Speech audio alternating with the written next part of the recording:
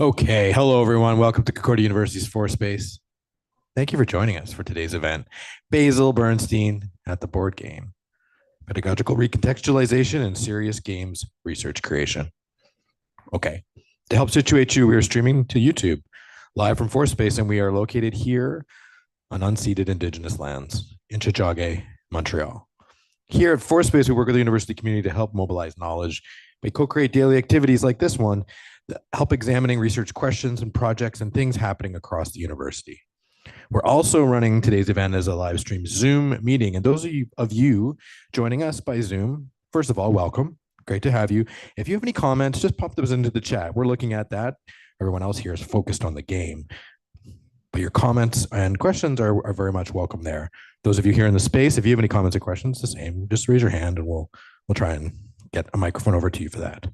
Okay, enough for me. It's now very much my pleasure to pass things over to our guest, academic visitor from the Federal University of Rio de Janeiro, and also an academic visitor here at Milieu Institute, Julia Polessa Macaira. Julia, it's so great to have you.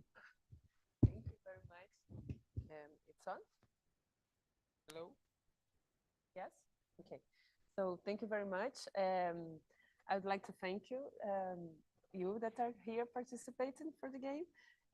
So I'm a teacher and researcher in Brazil, and I'm dedicated to education and teacher training at a public Brazilian university in partnership with public high schools. I'm politically committed to education as a means to overcome social inequalities and deeply interested in the process of pedagogical recontextualization through which scientific knowledge is transformed into school knowledge. Julia, can I stop here? Yes. What's going on? I cannot hear you clearly.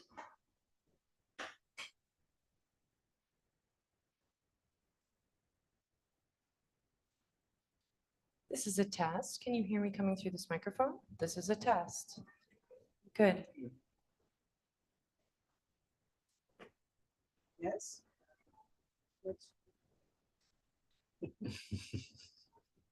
Try again.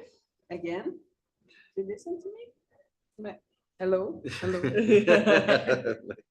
Hello? Yes. Again? Repeat everything. So good afternoon, everybody. So I'm a professor in a Brazilian university, and I make research and I work in teacher training in partnership with public high schools. So I'm politically committed to education as a means to overcome social inequalities and deeply interested in the process of pedagogical recontextualization through which scientific knowledge is transformed into school knowledge. I would like to thank Concordia for hosting me as academic visitor in this year, 2024, especially to Milieu Institute and to the cluster tag Technoculture, Art and Games. So many people have been and continue to be essential to this process, but I must mention two people in particular here, Professor Bart Simon from the Department of Sociology and Anthropology, and Professor Erin Manning from the Faculty of Fine Arts for this period in Concordia. So this event is organized into four parts. First, we will demonstrate the game Antropolojogo. Then we'll talk about the research creation process that led to the development of this game. And then we'll hold a discussion. Finally, we'll provide a feedback form to evaluate the experience. So I would like to present the teams that are going to play today. We have two teams. Team Yellow with the anthropologist Lélia Gonzalez will be played by André and Robin. Yep. Thank you very much for being here. And Team Kabengele Monanga, Team Green, will be represented by Professor Bart Simon and my friend Sharon. Thank you for coming. Of course. And so before, I will just pass the rules very fast. I will present the idea of the game and the rules. Yes, so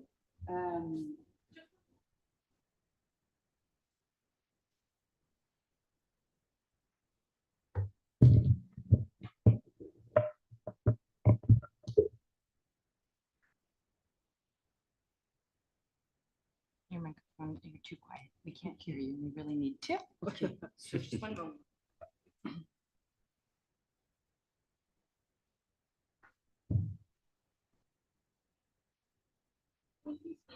Yes.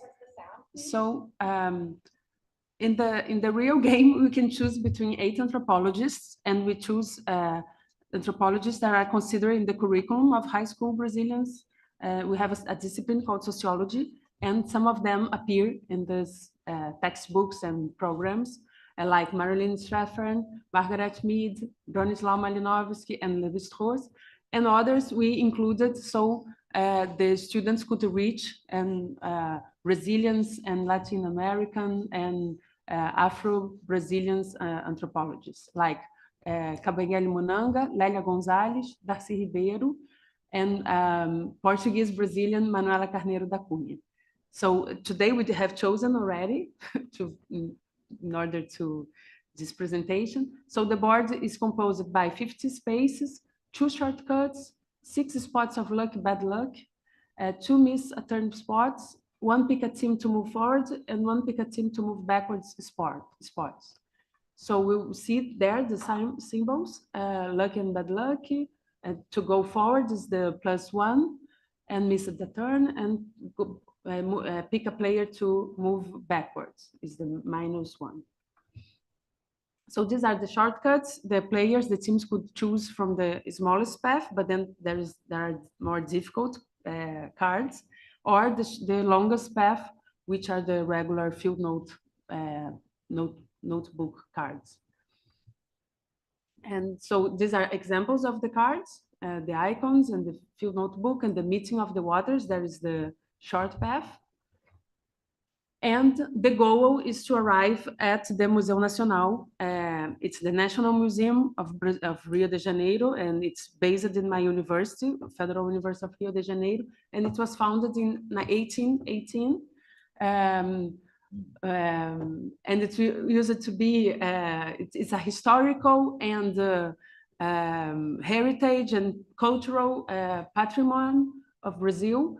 But unfortunately, it took fire on 2018. So also the game is a purpose. Now we have the purpose to share with students and the community in Brazil the importance of keeping culture, keeping memory, and talking about those things, because politically we don't have that kind of investment. So I choose some of the artifacts that we used to have there, like the meteorite Bendigo, which is a very important piece, a doll from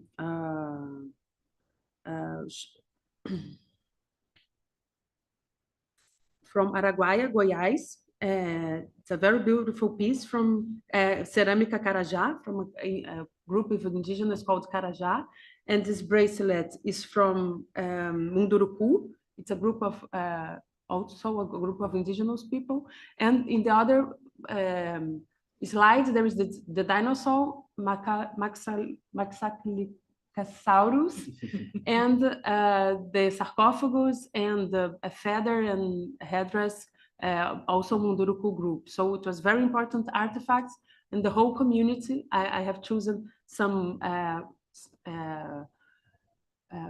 sentence from National Geographic when the fire took place about the loss, the international and the scientific loss that we had with this problem. So to not end with this sad situation, the museum is being rebuilt. We have a campaign for donations, and also we use it to have in the museum a group of researchers and post-graduation course in anthropology, archaeology, ethnology, geology, paleontology, and zoology.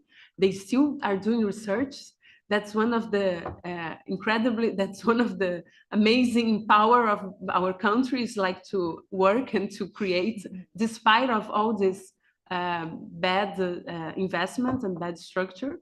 So the museum is still doing research and doing and making situations. Like this game we did, we involved, I took the numbers here because almost 30 institutions, we have listed 26 institutions, 12 students were involved in the creation of the digital and the physical version of the game, and 10 teachers contributed, revising and creating the card content, and 7 researchers from my laboratory. So these are the names of many students like Nicolas, Gabriel. They were very important in organizing the physical game with Juliana, Anna, and under my coordination, and with a partnership with a high school to make the physical contents of the ponds.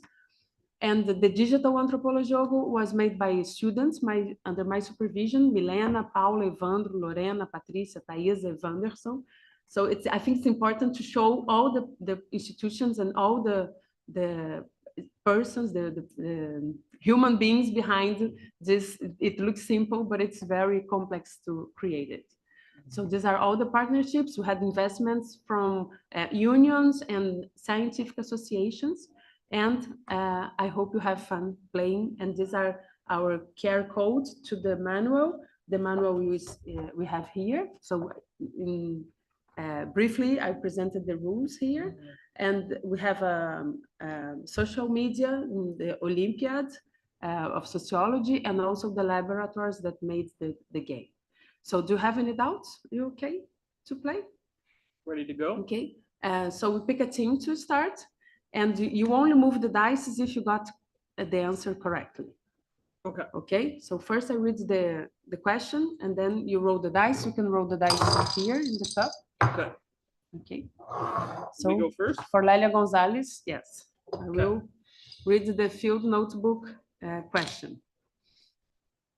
According to Kabengele Munanga. No, first you read to the audience yours. So in the card, you have the date of birth and death, in case the anthropologist is already dead, the city where it was born, a masterpiece of an important book, and a brief resume about his life. So it was this was made by students, all this content and this synthesization. Okay. Do you want me to read this out loud? Yes, please. Okay, so we have Leila Gonzalez. She was born in 1935 and died in 1994 in Belo Horizonte, Brazil. Her master work is Lugar de Negro, published in 1982. She's considered an activist and an intellectual, and she was a professor, anthropologist, intellectual, and activist, and was one of the founding members in the Unified Black Movement. Her research on topics such as race and gender greatly influenced Brazil's social science studies. Thank you, Robin. So Lugar de Negro is not translated because it was not translated. So it's like place of black people. Yeah. Something like this. So the question for you, for your team is, according to Kabengele Munanga, which of the following ideologies, it's in the field note archive, which of the following ideologies represent the belief that Brazil is not a racist country? Letter A, the myth of racial democracy. B, the myth of racial equity. The myth of racial equality.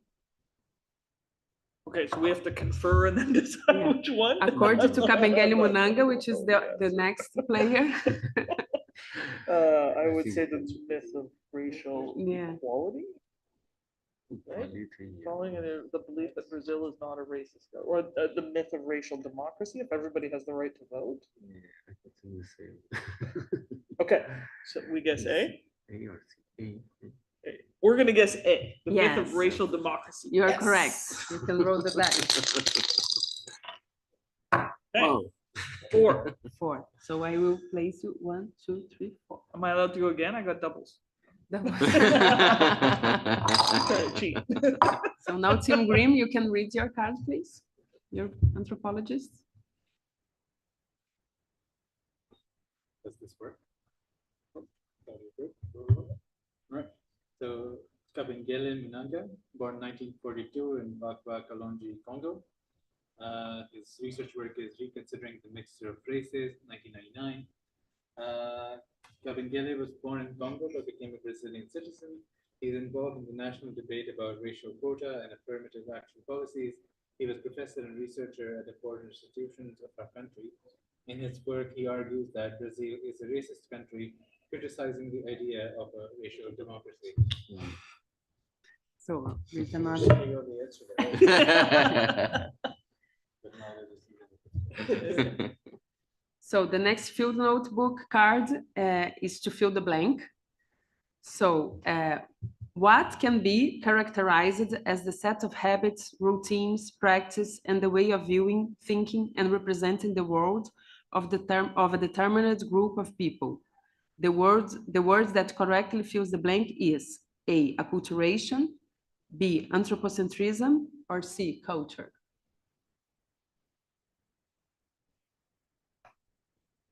Culture, correct.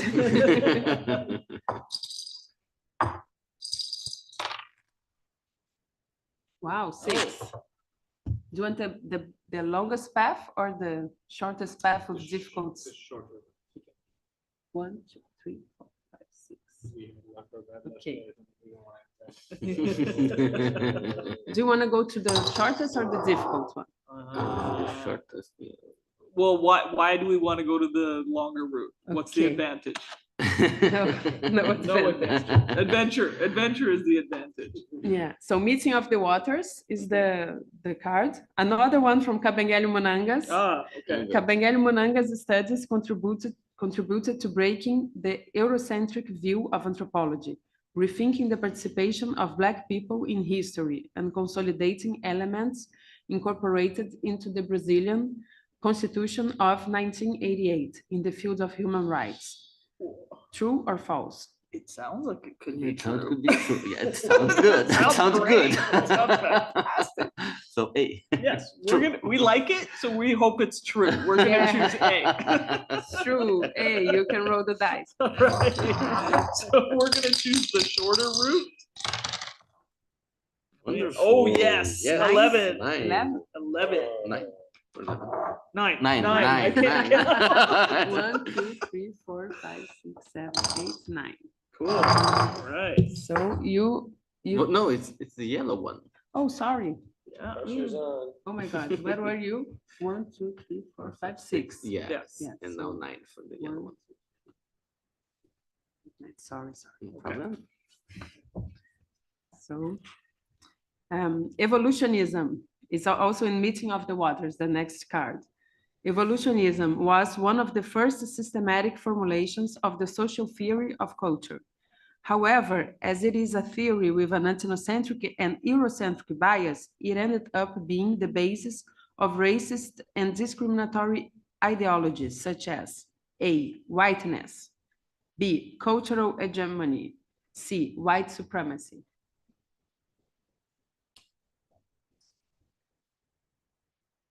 C, correct.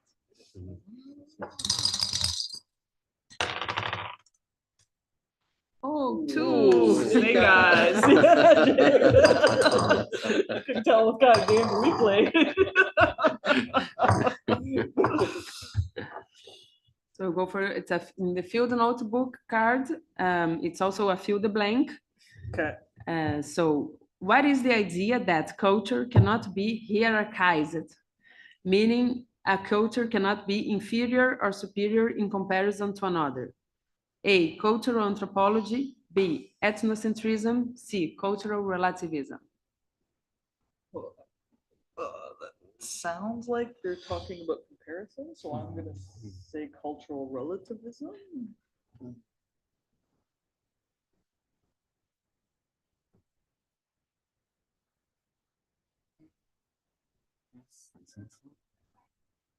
Because cultural anthropology. Yeah, but it has to do with That would be just the yeah, it study has to do with of- comparison. So Yeah. cultural relativism. We're gonna guess C, cultural relativism. Great, correct.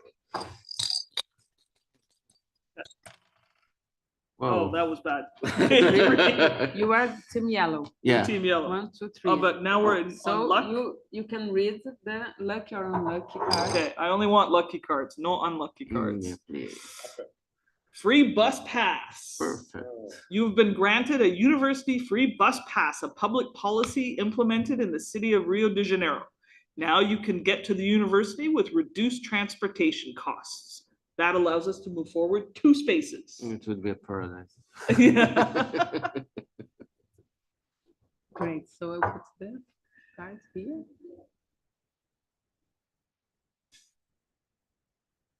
Okay. Yes, I think it's there. Okay. So for you, still meeting of the waters. Meeting of the waters card in the sentence, culture is ordinary in every society and in every mind, by Raymond Williams. The word ordinary is used in the sense of culture being A, common to all, B, important, C, valuable.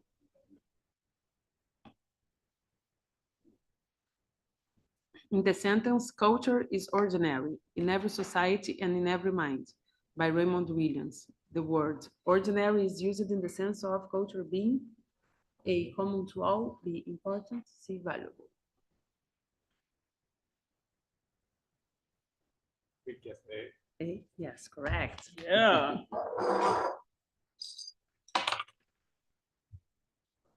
Fine. 1, 2, 3, 4, 5. Now for you. It's a fill the blank in the field notebook. Studies the city's sociocultural process through important reflections on neoliberalism, poverty, and social relations. The is cultural anthropology, urban anthropology, or visual anthropology. Because we're talking about Which the city, I'm domain gonna say studies- urban. City social cultural processes. Yeah, but cultural anthropology in general, I don't know. Ah, Yeah. I don't know. okay. We're gonna guess A, cultural No, anthropology. you No. were right.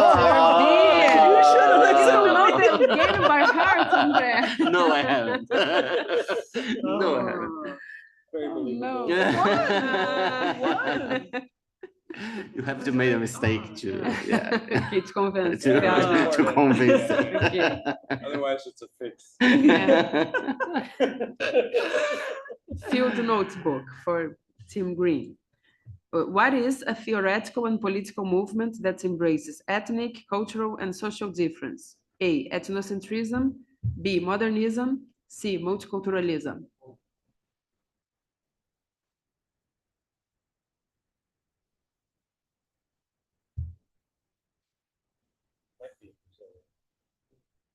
Yeah. Modernism also works, but I think it's also. You go with C. Yes, you're correct. Good. Modernism would be a good argument to push, but Yeah, probably not in this context. There we Ooh. go. Wow. There we go. Wow. Nine. There we Man. go. 1, 2, 3, 4, 5, 6, 7, 9. So lucky and unlucky cards. You can read out loud, please. Shots up to date. Thanks to vaccination, the viral outbreak that affected the population was contained, and now you may continue your field work. Move forward 2 spaces. Mhm. Great. 1, 2. So let me put the card here. So it was a lucky card.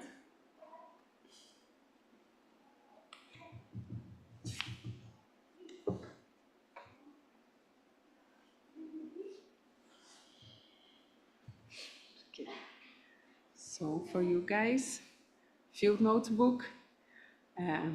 For you, Team Yellow. Anthropology only studies simple cultures and societies, considering that studying big cities is not possible given they are sociology's objects of study. True or false? Oh, that sounds false. It sounds reductionist. So I'm going to say false. False. False. False. Okay. All right. All right. We need 12. We need 12. Wow. Yeah. 10. All right. 10.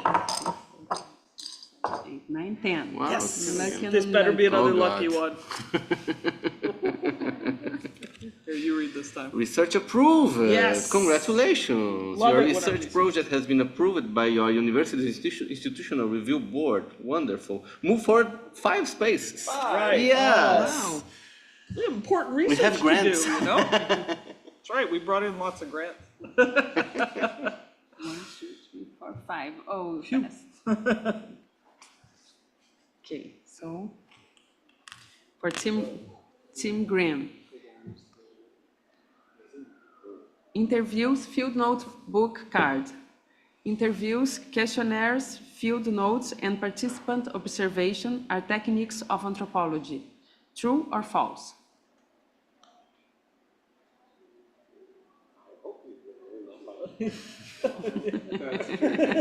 Yes, great.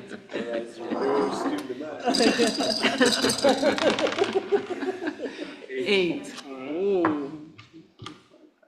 7, 8. Great. We arrived in a very interesting spot. God, no. it's So you not. can choose a team to go to roll the dice and go backwards. What?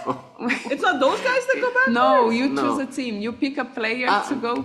Yeah, they are going to pick a team, but today there is only yours team. Okay. So you roll the dice and you go Oh, you're taking our backwards. grants. Do we have to roll both dice? Just 2, please. Yeah, both dice. Oh, no.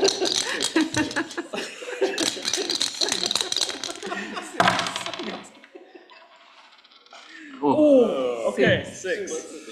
Ooh. 1, 2, 3, 4, 5, 6. Ouch, that is not cool.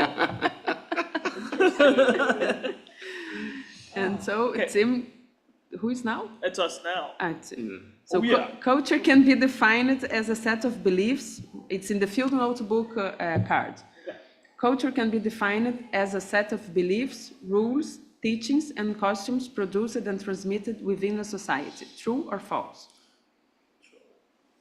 Beliefs, rules, teaching, and costumes. Yeah. True. True. Yes, True. correct. Okay, now we want Now 12. the 12. Now we want 12. Okay. We only got 5? 5. 5. 1, 2, 3, 4, 5. Oh yeah. Oh, yeah. Payback. Give me my romance again. Payback. Yeah. 1, 2, 3, 4, 5, 6, 7, 8, 9, 10, 11. Ouch. So that's the fun of it. This is a problem. So now it's for you. So according a field notebook card. According to Margaret Mead, inequality between genders is not linked to biological characteristics, but rather to the way culture defines the education of children in society. True or false?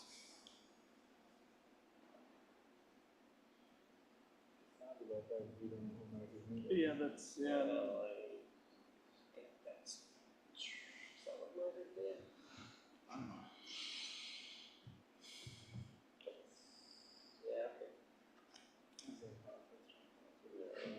Let's say true. Yes, it's true. What that wouldn't be was biological determinants. But I wasn't sure. 11. 6. 1, 2, 3, 4, 5, 6. Go. You guys, All right. true or false? Field notebook card. Ethnography and anthropology are synonymous, meaning they are the same discipline and field of knowledge. True or false? No, because one more historical one. Yeah. No, ethnography is the. Ethnography is like the practice in anthropology, but it's not the same. It's not the same? Yeah. Okay. I'm not sure.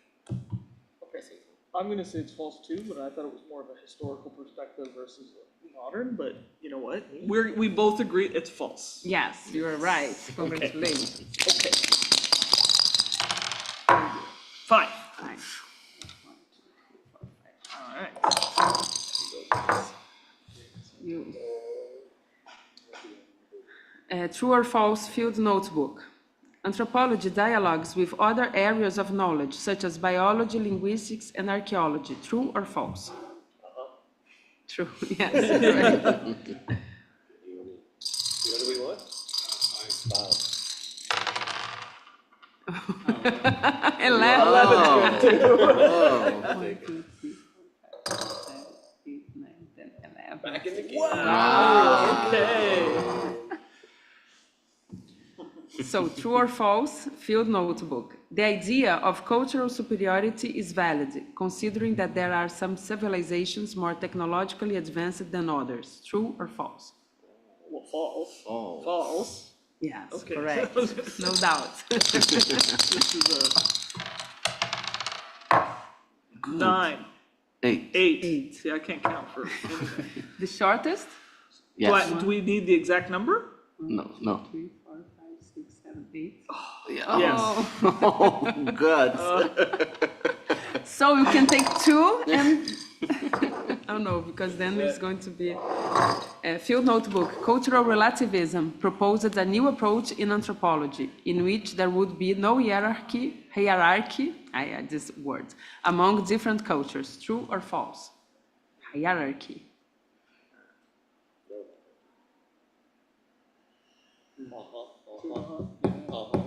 True. Okay, Yes. Take it,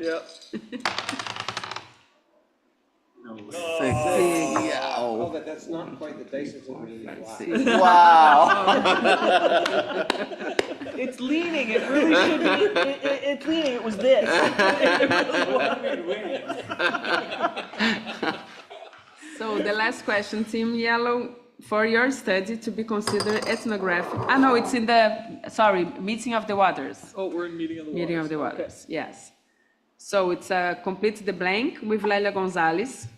So what is a concept developed by Lélia Gonzalez which categorizes the cultural and political ancestry of indigenous and African peoples in America?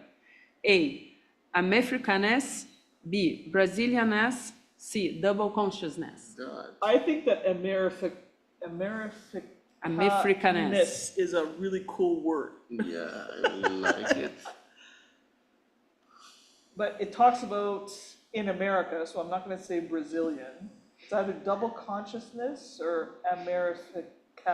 Yeah, let's try. I think Americaness. Great, correct. Very good. All right. So congratulations, Lélia, with Lélia Gonzalez. Yes. So Lélia Gonzalez won, answering the Lélia Gonzalez concept, Americanidade. That's pretty amazing. That was a not really- staged at all. Yeah, it's a really good concept. Okay.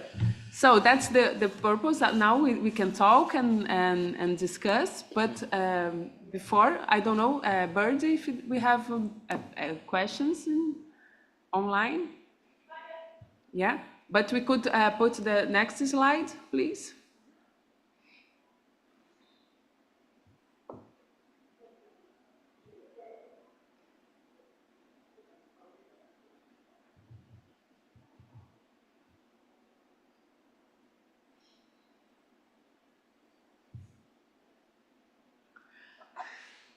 So I will briefly, I try to be briefly so we can discuss more. So during this year, I was researching, and during the last 5 years, actually, we have been developing games in my university with my students, connecting teaching, researching, and outreach projects. So we have been working with public high schools in Rio de Janeiro, in my state, and also organizing an Olympics, like a sociology Olympiad for high school teenagers. So this year in Concordia, I was just making this introduction to thank Concordia for hosting this research this year. And today we have this new podcast about milieu, so we can learn more about this place where you have interdepartmental and domains looking for games and arts and technology. And also the name of my presentation today, and the name of this Bernstein at the board game, I was inspired by this French writer, very young writer, Edouard Louis, and I'm very passionate about his books. And I just read Monique Sevad, and he was inspired by another book called Eve Sevad. So I was thinking, so it's a good name. He cited her name. It's a book about written by Hélène Cixous. And then I was inspired by Marx at the Arcade. It's a book that really changed my mind during the pandemics. I was teaching online, and also as the article Bart wrote with Darren was also written about the experience of teaching during the pandemics and using a game. So I was thinking about these inspirations, and so Bernstein at the board game is like a homage to these influences and the literature and the way Eduardo Luiz is doing literature, and he's a sociologist and philosophy, and he's turning into art a reflection about violence and how we can transform society, discussing this violence. We how to say that in English? We have or we perpetuate or not perpetuate. So, and also in my university, we have different campus, and they are all in the board.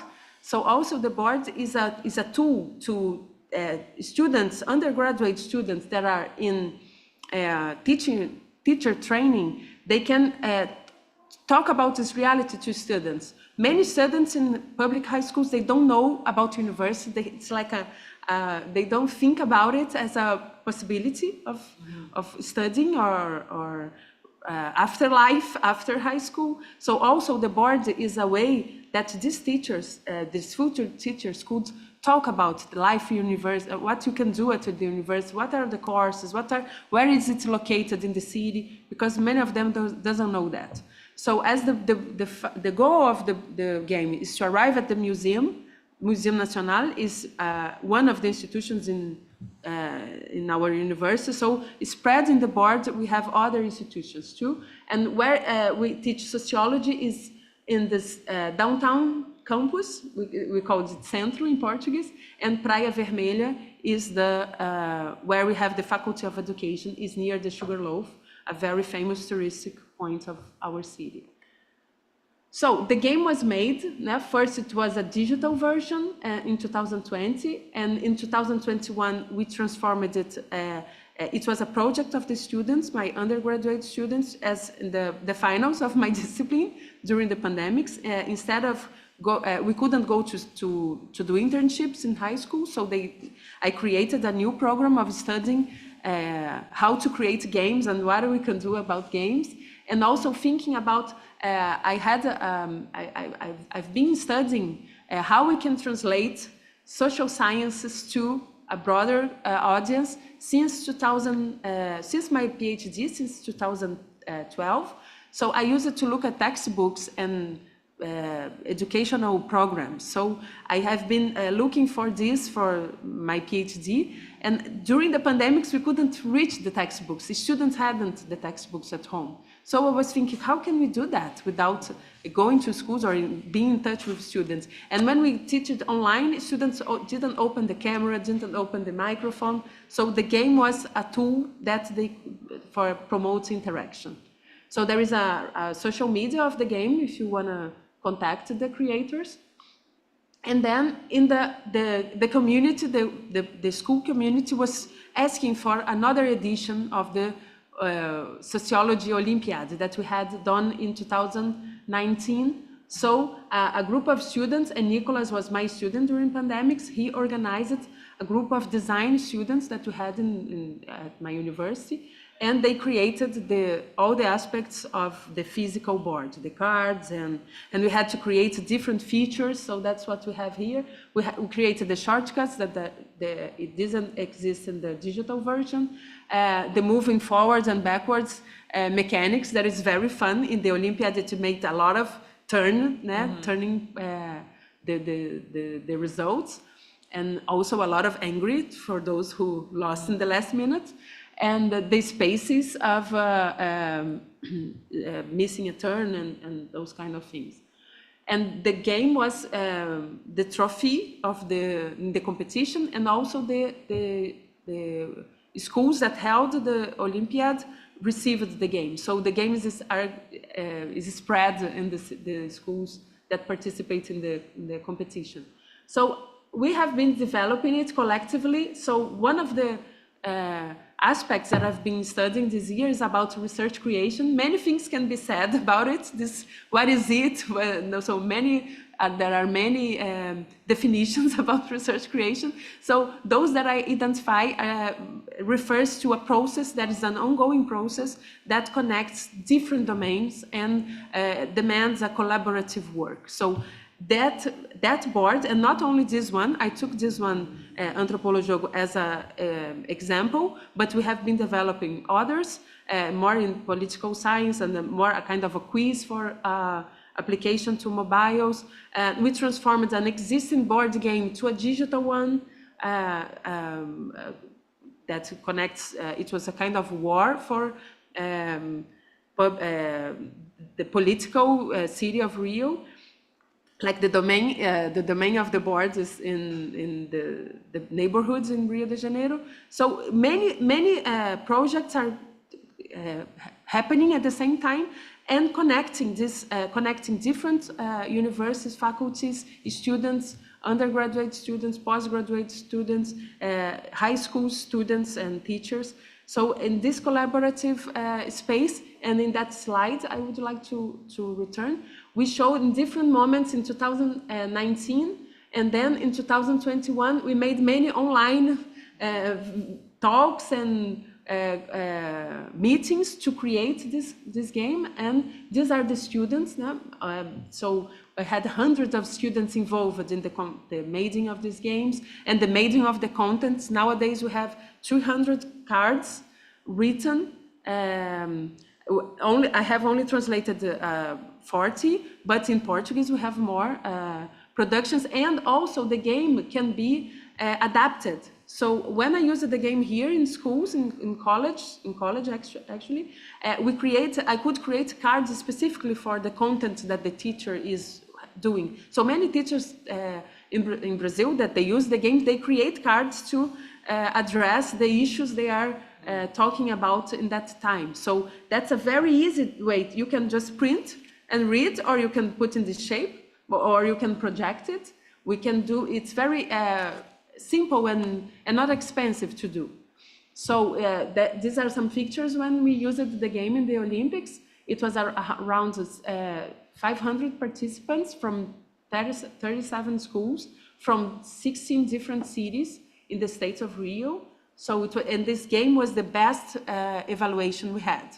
So we used 3 different games in the Olympiad, and this was by far the one that were the students enjoyed most. So also, and this year, I went to College La Salle, and I created some cards to ethics. I can show you after in the debate, because I put them in the slide for the field notebooks. So in a discipline of ethics, we created some content specifically for the game. And also my team in Brazil presented 5 workshops in public high schools and in private high schools. So reaching almost 235 students this year. So these are some of the pictures. So I would like to show you these pictures that students, they normally are not seated playing. They stand up, they need to talk, they need to read. So they put themselves in a more active posture. So it changes the climate in the school. Also, we can encourage them, depending on the context, to search in the internet for the content. So that's also a tool for learning. It's not only to evaluate the content, but okay, this can be a tool for learning. So you can search on the internet. So some teachers agree with that, others don't. So it's a question, it's an option.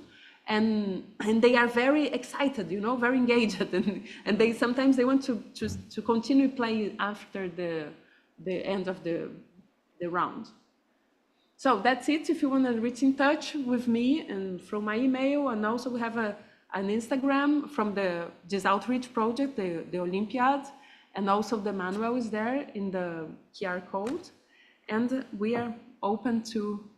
I am open to questions, and I would like to thank you very much for being here and your presence.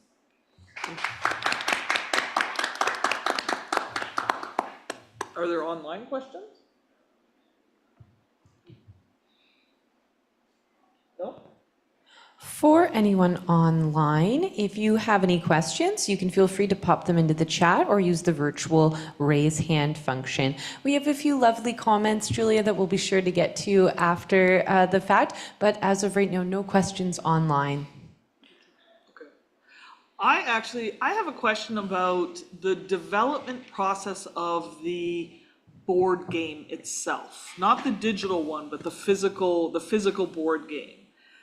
How was that designed? How did you go about with the actual design process? Like, was it like a rapid prototyping, or because you already had a digital version to start from, like it was more trying to translate that digital version into a physical board, or was it sort of like, did that get put aside and it was more like, okay, let's see where we can push this? Like, I'm curious about the development process. Could you talk a bit about that? Yeah, so the other cluster who was working in partnership with my cluster, it's Lab Escola 3D, is from the digital design faculty of my university.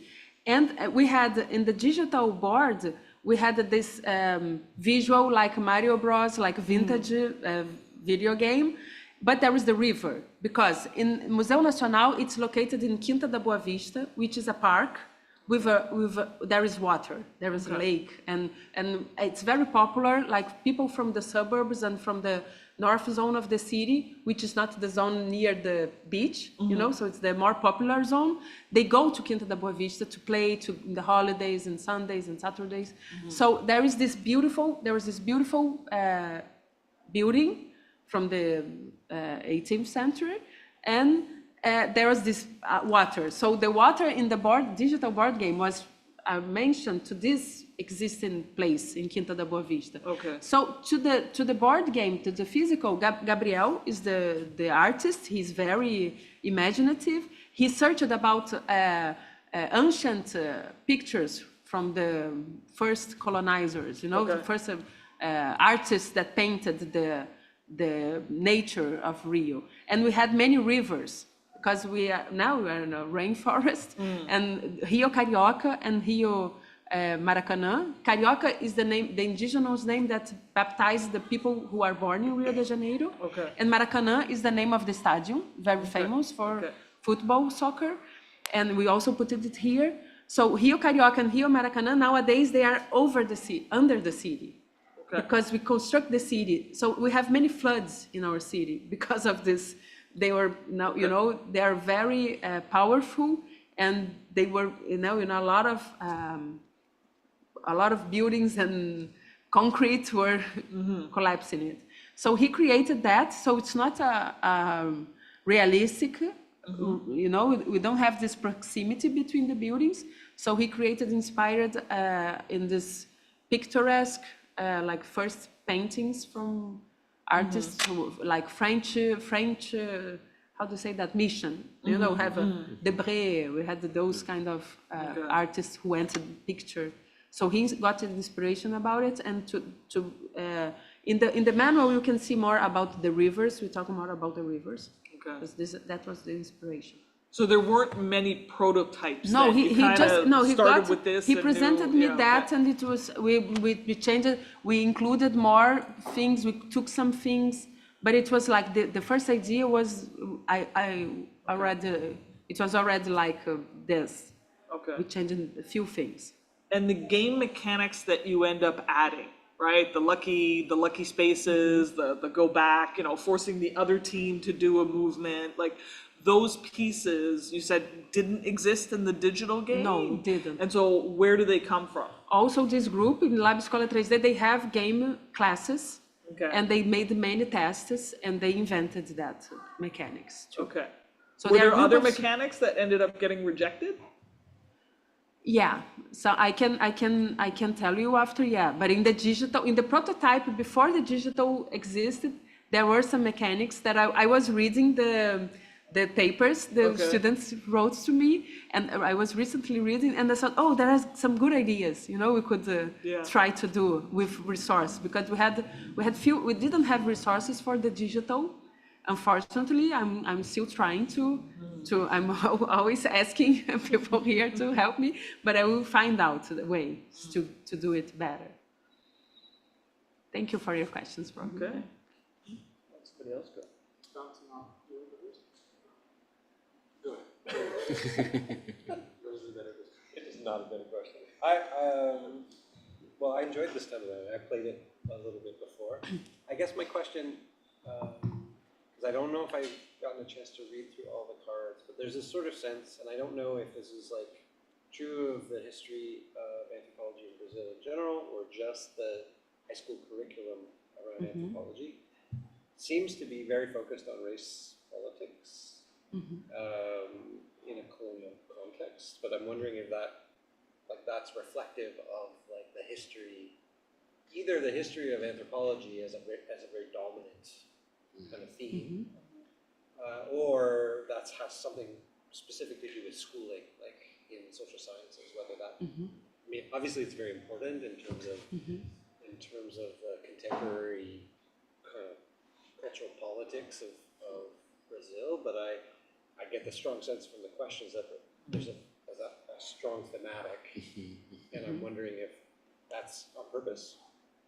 Like, is that you? Is that the school reflecting the school curriculum, or is that reflecting a particular history of anthropology in the country?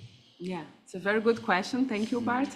Yeah, in Brazilian curriculum, we have sociology, and we have to address anthropology, sociology, and political science. And in the field of anthropology, it's mainly culture. You know, about culture, ethnocentrism, ethnography, cultural relativism. So the first set of cards were about that. But nowadays, like I think from the last decade in Brazil, this issue is like dominant, you know, very important. So we need to address like affirmative policies, and we have many institutions who have affirmative policies in schools, in public schools, to enter university, a big debate from like 2 decades. So I think it's not in the curriculum, it appears, but not as that much. So also we wanted to connect. We offer in the game, when we ask participants to create content, we say, okay, it's important to do a mix of content that exists in the curriculum, in the textbooks, that the student can recognize and, you know, answer, and also things that they don't know, so they could access, or they could search. Okay, you can use your smartphone, you can use computers, you can search about it, because Lélia Gonzalez is not in the textbooks, you know. So I think it's in the universe of the public university in Brazil, the affirmative questions and the racial question, the ethno-racial, so my students, they are creating content about it. It's important for them. That's the thing. There's like, so there's a series of questions in there which don't require you to necessarily know the answer, but are sort of like, you know, there's one with your response. I like that answer. That seems like the proper answer to give. Right. So the true falses and stuff like that. So you don't need to necessarily know who the character is, but it's asking you to reflect on your values with respect to this conversation.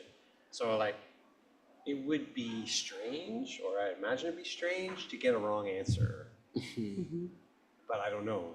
To be strange, I didn't understand that. So, I don't know, I can't remember the cards now. You know, there's one about... This one that talks about Lélia Gonzalez and has a... multiculturalism, like, you know, basically questions that imply the correct answer. They're true false questions. There's a bunch of them, right? And it's like, it's kind of like, well, all right, we know about, I mean, I don't know about high school kids, but anybody in this context would say, you know, I may not know what this person actually wrote, but I know this is the right answer to the question, right? But I'm curious about students, whether there is any, like, because I'm imagining if racial tension is increasing in the contemporary moment, so there's more kind of racist populism, then that's reflecting the students, in spite of any curriculum, that's part of what's going on around the board. And I think in your answer is speaking to like the question's relationship to a contemporary moment, which is not just about school education, but about popular education, public education. So I'm just trying to tap a little bit of like what the students, I mean, in normal game design terms, it's kind of a bad game design to ask a question for which there is only one answer, right? So one plausible answer, so you can't get it wrong.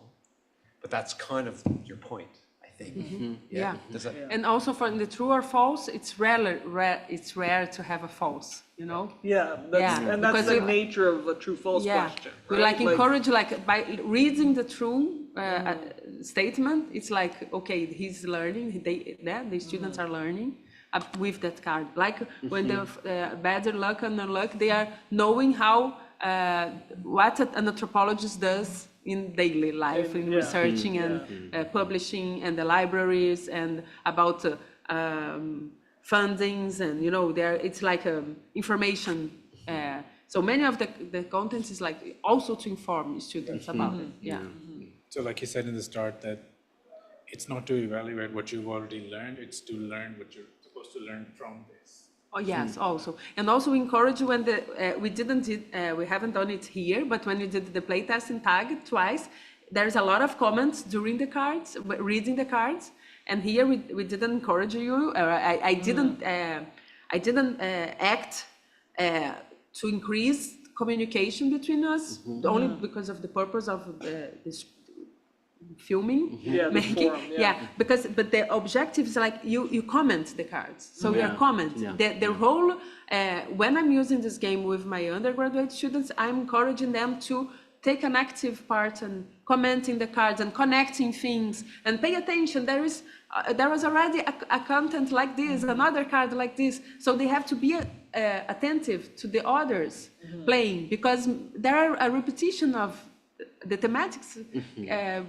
There's a kind of repetition. So if they are smart to pay attention, and also by, you know, I don't know what Margaret Schmidt said. I don't know what, we have some Brazilians here, like Miriam Goldenberg or Roberto da Mata. So you may not know what they wrote, but by deduction or by the context, you understand. So that's... So you need them to focus. So it's very simple, but it's very important. Like in a class of 45 students. So if you have like minutes of silence, paying attention, it's amazing. And it happens, it really happens.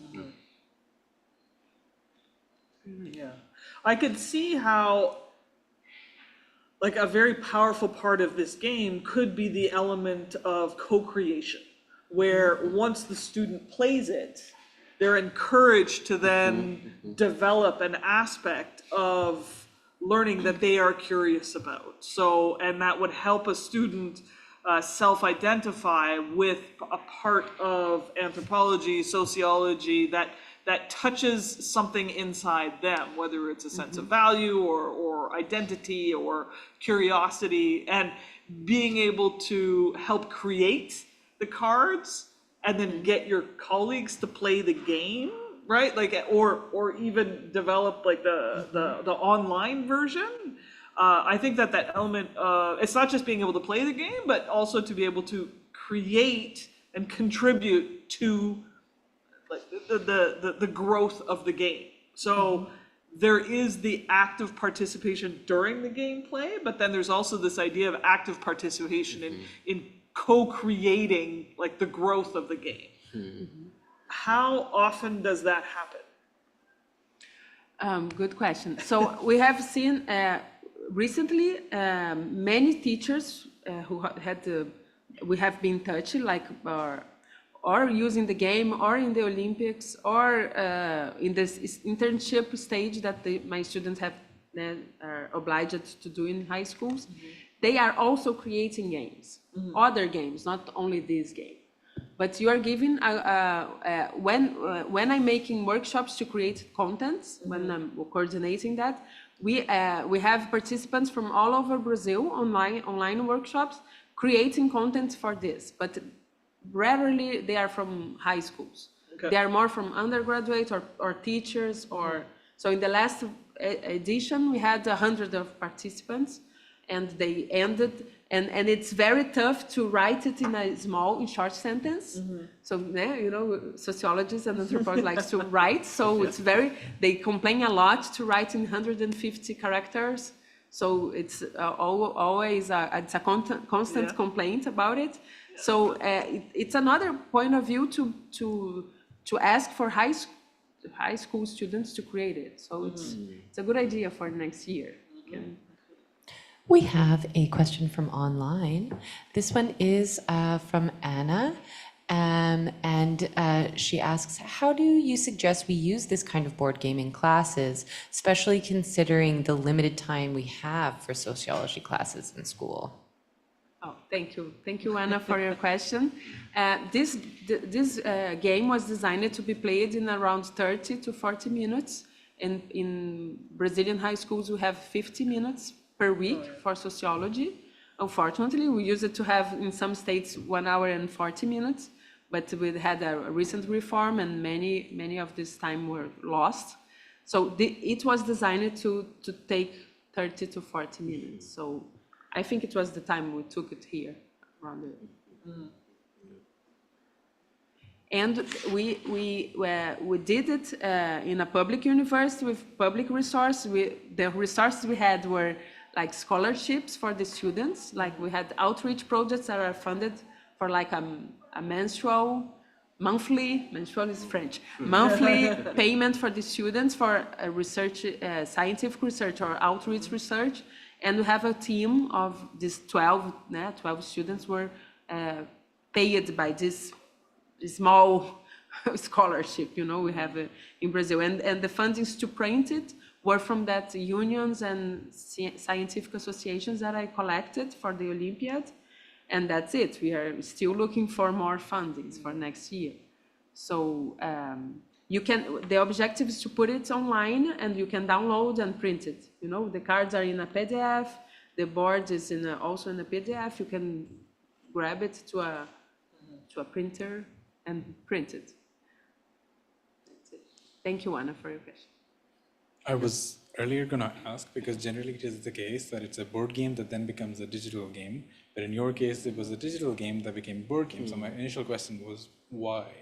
But as you explained that, and when you explained that, one realizes that it's not this that is the game, which is generally the case with educational games, that it's an evaluation tool.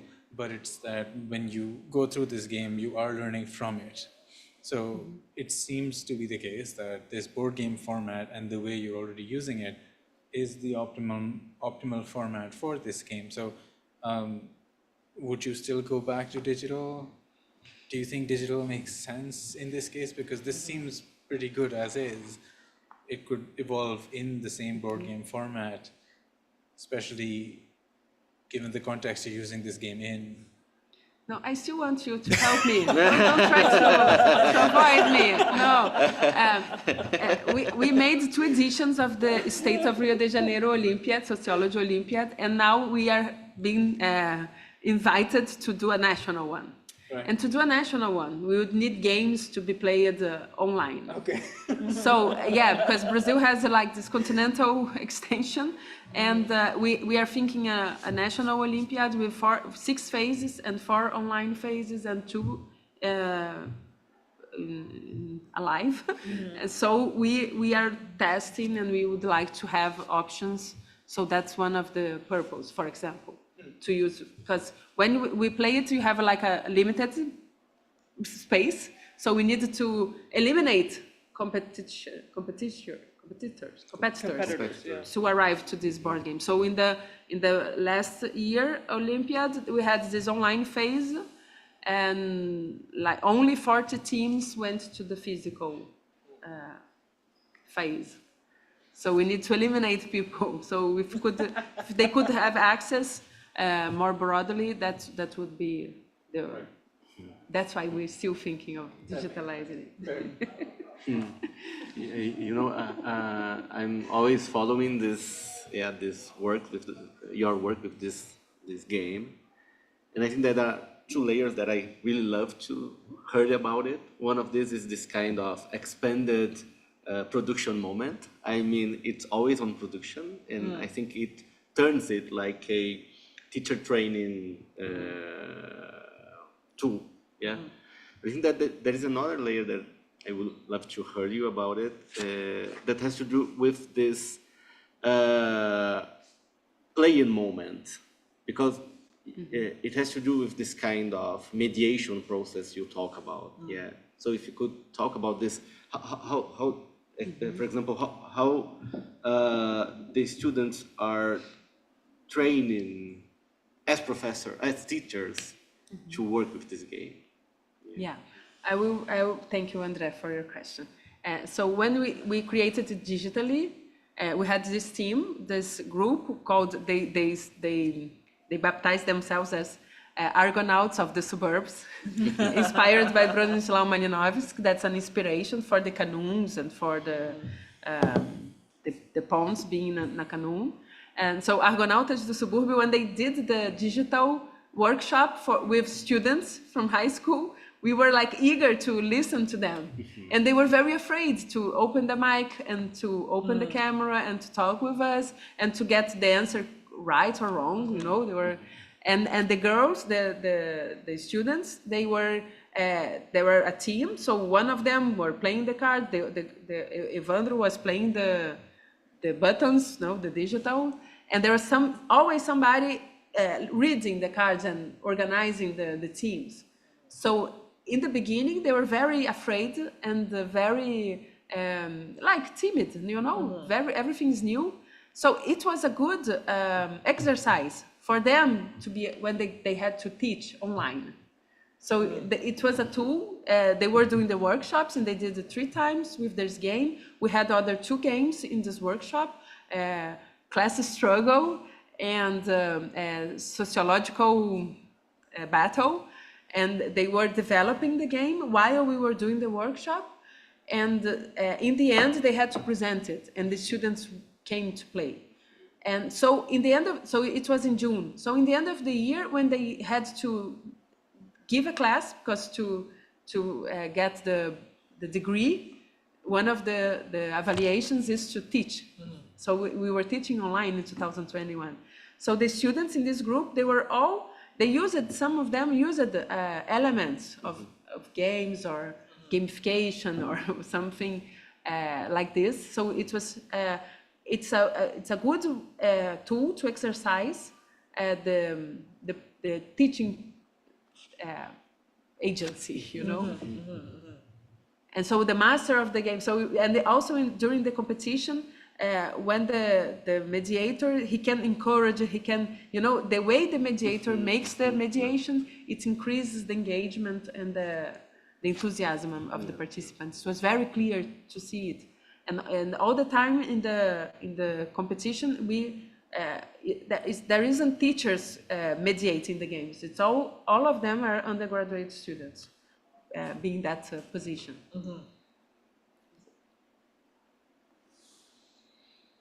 It's interesting because now, like, speaking of like pre-service teacher education, the whole idea of negotiation, learning how to mediate, learning how to negotiate, learning how to engage students. Where do you allow them agency? Where do you insist on certain procedures and practices? And thinking about like the actual building of games,